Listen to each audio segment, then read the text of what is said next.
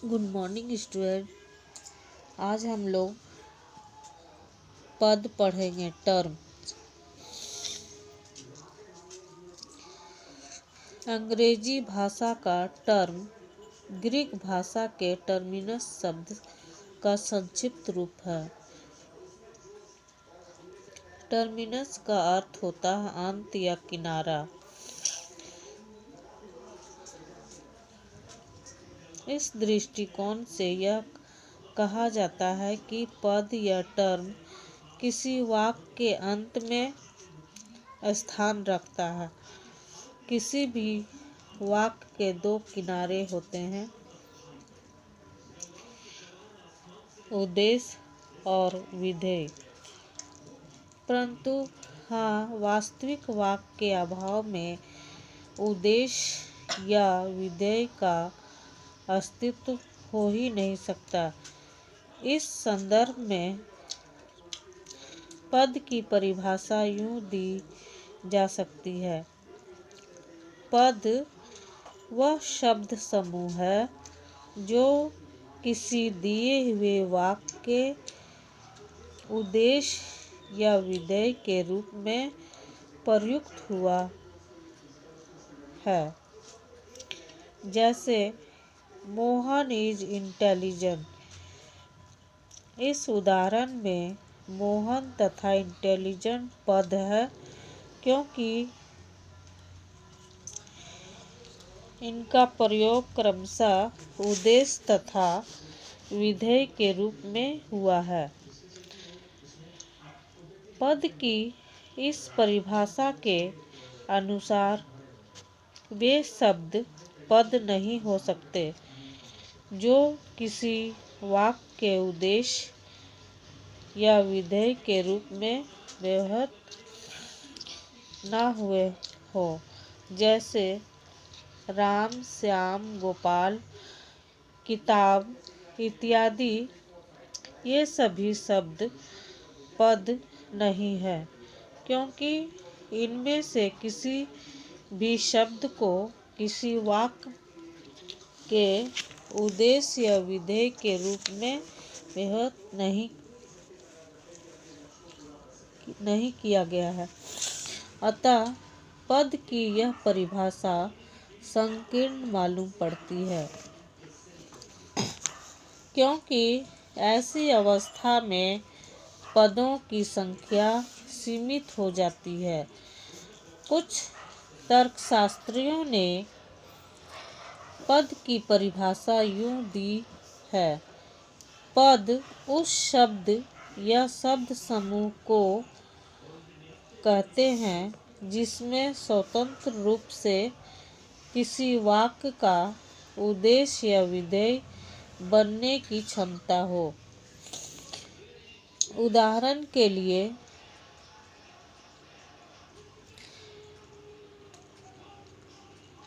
राम, किताब, घड़ी इत्यादि। पद की इस परिभाषा के अनुसार वे शब्द पद नहीं हो सकते जो किसी वाक्य के उद्देश्य या विधेय के रूप में व्यवहृत न हुआ हो। जैसे राम, श्याम, गोपाल, किताब इत्यादि। ये सभी शब्द पद नहीं है क्योंकि इनमें से किसी भी शब्द को किसी वाक्य के उद्देश्य या विधेय के रूप में व्यवहृत नहीं किया गया है।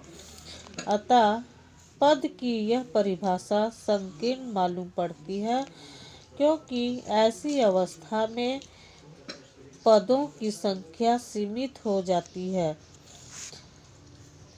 कुछ तर्कशास्त्रियों ने पद की परिभाषा यूं दी है। पद उस शब्द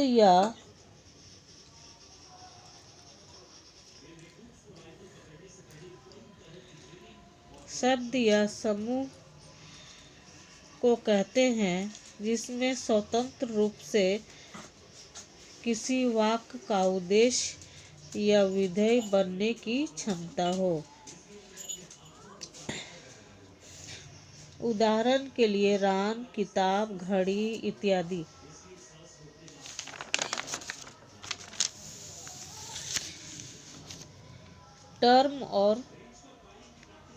टर्म एंड वर्ड।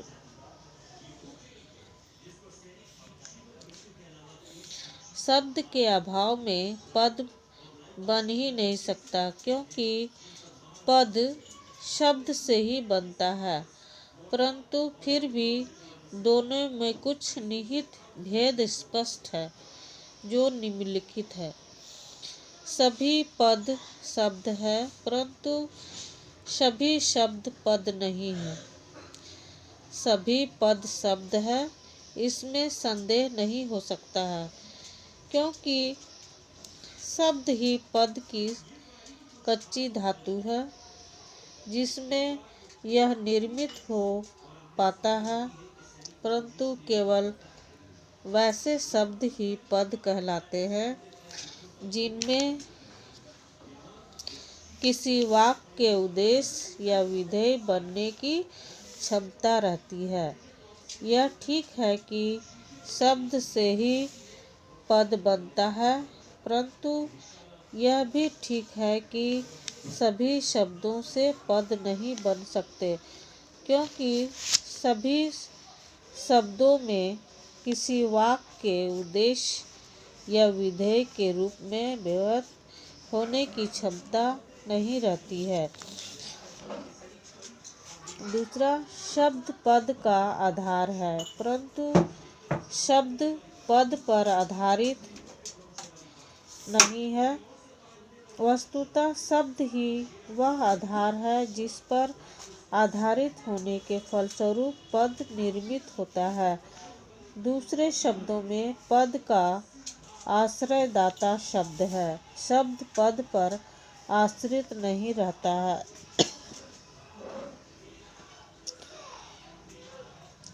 तीसरा पॉइंट, शब्द के अभाव में पद की सत्ता संभव नहीं है।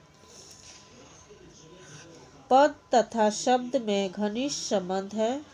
शब्द के अभाव में पद बन ही नहीं सकता है, क्योंकि पद शब्दों से ही बनता है, परंतु फिर भी दोनों में कुछ निहित भेद स्पष्ट है, जो निम्नलिखित है।